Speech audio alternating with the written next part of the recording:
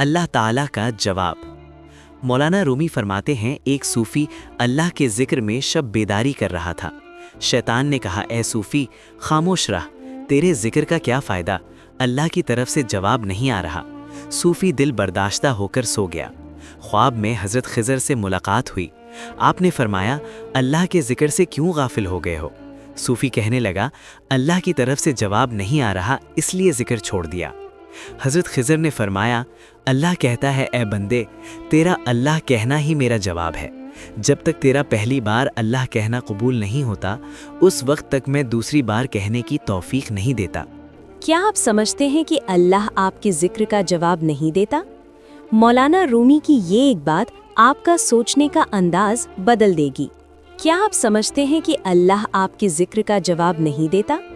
मौलाना रूमी की ये एक बात आपका सोचने का अंदाज बदल देगी।